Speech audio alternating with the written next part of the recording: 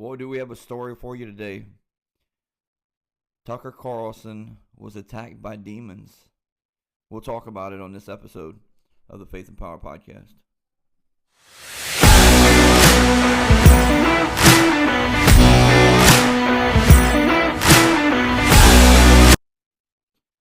Welcome to the Faith and Power Podcast. I am your host, Evangelist E.R. Hotard.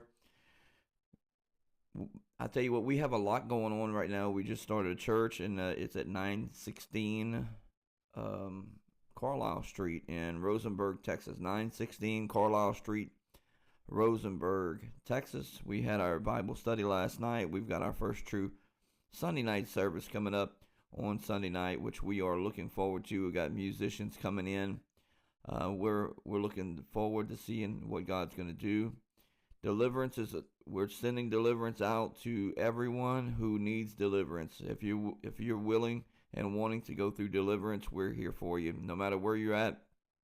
But if you are in the Houston area, please get in contact with me or go to my website, faithandpowerpodcast.com. You can send me a message through there if you'd like to support our ministry, what we're doing, because we do not charge for deliverance.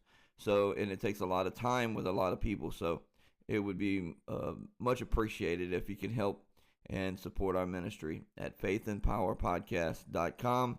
Announce the name of the new church. I know to some it's not much of a surprise, but we're going off of Faith and Power Podcast. Our new church name is Faith and Power Fellowship. So we have faith and power through Christ and through the Holy Ghost. So we're going to bring this message to all the world if we can. But let's get into it. And I'm going to let you hear the story yourself from Tucker Carlson. This is the last person I would think would be talking about demons, being attacked by demons. But look, this really happens. Happens to a lot of folks. And a lot of people have had plenty of experiences but don't like to talk about it because others just think they're crazy or dismiss them. But this is going on all the time. I hear stories all the time. How many people has told me that, wow, I'm so comfortable. Thank you for actually listening to me, because people's stories, they want to be able to be told. And they're being held back because of fear of people dismissing them or thinking they're crazy. You're not crazy. You've been attacked or you've seen demonic entities, and I can tell you, nearly everybody has, but nobody likes to talk about it. But look, here's Tucker Carlson in his own words. He's having an interview with Megyn Kelly. I thought the whole thing was like bizarre. So what happened? Because like culturally, I'm just not from a world where people are attacked by demons. And in fact, when it happened the next morning, when I saw the blood on my sheets, I was like, I actually called someone who works for me who's a very sincere, lifelong evangelical, and I'm like, have you ever heard of this? And she's like, oh yeah, it happens all the time. And I was like, what? Not to Episcopalians, it doesn't. Stuff it down. Yeah, no, it was wild. Yeah, I mean, I'm not embarrassed at all, and I don't care if I'm mocked. Don't get anything out of making this up, and I'm not making it up. But what happened? I had this crazy experience where I was in the truck with someone coming back from quail hunting, and I had all of a sudden we were talking about someone I despise. And all of a sudden I had this crazy empathy for the person, like really intense empathy, like I could understand why this person was doing these horrible things. And I said to the person in the truck, this is a family dispute, right? So I said to the person, maybe my brother, and I said, I think I know what's happening here. This person feels this way, that way, this way. And my brother goes, how did you know that? I said, I don't know. It just like, and my brother goes, I think like God is like speaking through you or something. And I felt total true empathy for this person I truly hate. It was like the craziest thing that's ever happened to me. I have no idea where it came from. My brother's like, I think that's from God. Like, there's no way you could. I was like, wow, that's kind of wild. So then I get home. We have this huge dinner party, which we always have dinner parties, and I forget about it. And I'm telling you this because they're twinned. The one leads to the other. I had this profound experience with God, like profound and beautiful and unexpected. And then I go to bed with my wife and 4 dogs who sleep in the bed. My wife said 4 children. My dogs are hunting dogs. All 5 of them wake up like that. Like we have no home invaders in my house. I wake up at 2:30 in the morning. I check and I couldn't breathe at all. My throat was closed. It wasn't like I was apnea or was strong as I couldn't breathe. So I get up, I stand in the doorway of our bedroom, and I'm like, wow, I'm dying. I could feel myself starting to gray out. And then I started walking in the backyard, and then it slowly came back. Like my throat kind of opened up a little bit. I was like really weirded out. I walked back in, and my wife wakes up. She goes, "What is going on?" I said, "I don't know. I can't breathe.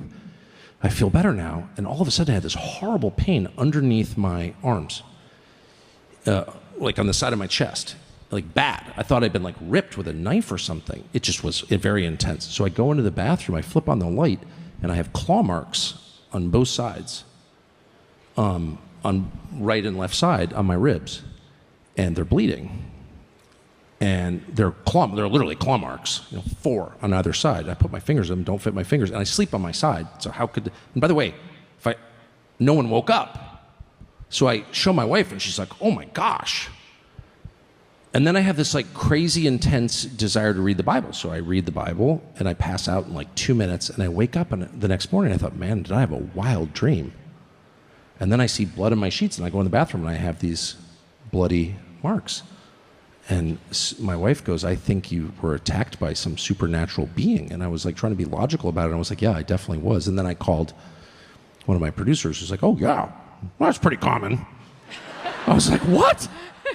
And I've had a couple other experiences, not that crazy, but where you really feel God's presence, which is marked by peace and true empathy. Love for other people, which doesn't come naturally to me. I'm kind of a dick, obviously.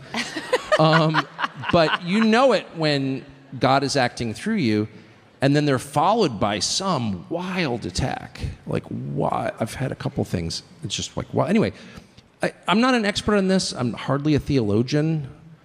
Of course, I would never pretend to be an expert on anything. I can only say what happened to me. It was 100% real, and it completely changed my view of the world. Well, what did you learn from your conversation with Lee Strobel, who wrote a book on the supernatural and who also wrote The Case for Christ? Many of you guys recommended that book to me, and it really was amazing. And Lee Strobel came on your show in September. Yes. On his new book, which is about the supernatural. Yes. It's about miracles. Amazing. It's about angels. It's about demons. It's a great read. But was there something in there that spoke to you? Everything about it. I mean, I grew up in a church, I'll just admit it, with shame, in the Episcopal Church, where all the supernatural stuff was taken out. And at a certain stage in my life, I was like, why am I going to church? I love hanging in bed with my wife and dogs on Sunday morning. Like, why am I? And we were ties to church. Like, why am I doing this? There's nothing in here that's like, be nice to your neighbor. Okay. Like, if it's not supernatural, then what's the point? And when I read the Bible, it's like, it is about the supernatural. Yeah, like, that's the whole story. It's true. It's like God intervenes supernaturally, bigger than, above nature. And that's why it's different from every other book. And the New Testament especially is filled with Jesus casting out demons. I literally didn't know that. I knew there was the crazy guy in the cemetery who broke his chains, but I didn't really realize that not only was Jesus, but also the disciples were casting out demons that were possessing people and causing them to hurt themselves. And as someone who had a drug and alcohol problem, like I know kind of that weird, I've seen it a lot in others also, that weird desire to harm yourself. By the way, there's a reason they call it his demons. He's fighting his demons. It is totally real. Because ultimately, evil, we always think of evil as like something that like diabolical people do to gain, like I'm screwing you, I'm killing you so I can take your gold. But what we never acknowledge is true, which is evil flows through people and destroys the people.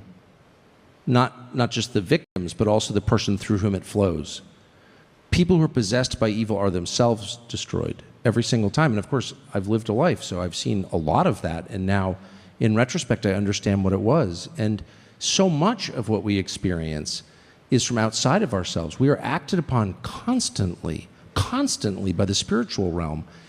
And Lee Strobel just affirmed what I was beginning to realize, which is we are the subject of massive supernatural influence all the time. And every other civilization from the beginning of time has acknowledged this and written about it and left artifacts that point to that belief. And only in the last 80 years have we just foreclosed that possibility, and we've embraced this, the dumbest religion ever created, scientism, which is like, oh, I can't measure that. It's not real. Oh, shut up. Yeah. Right? That's like insane, actually. Yeah. You say it out loud, But that is our state religion. It's mandated, by the way. If you don't believe it, you can't serve in high office. You're mocked. You're literally disqualified from professions if you don't embrace scientism, which is like the fakest thing ever invented. Like I would always, like as a kid, study these weird religions and be like, that's insane. Nothing is as insane as scientism. It's amazing whenever you hear Tucker Carlson out of everybody start talking about how he was attacked by demons.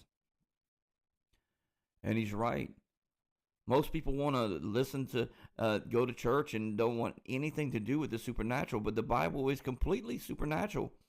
Everything Jesus did was supernatural. It was supernatural for him to come to earth, to be born of a virgin, die on a cross, raised from the dead. That's all supernatural.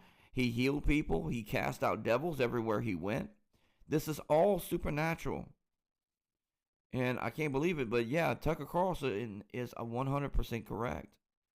He said he had made up in his own mind. He said, if the Bible's not supernatural, what are we doing this for? This man was literally attacked by demons he had scratches on his side, blood on his sheets, because he was physically attacked by demons. And I want to get into this in Acts 19:14. And it says, and there was 7 sons of Sceva, a Jew, and a chief priest, which did so. And the evil spirits answered and said, Jesus I know, Paul I know, but who are ye? And the man in whom the evil spirits was leaped on them, and overcame them, and prevailed against them, so that they fled out of the house, naked and wounded. There's another one. There's one right there in the Bible. It said that they was wounded, meaning they was hurt by the demons. They was physically assaulted by demons. Look, some of you may have had the same experience. But what I like to do, I like to cast them out. I like to send them to hell. Or the other word for hell in the Bible is Sheol. And I use that a lot when during deliverance. I've got a deliverance right here. I'm going to let you, it's very short, but it's a demon speaking through a woman talking about it doesn't want to go to Sheol. In the name, how bad is Sheol?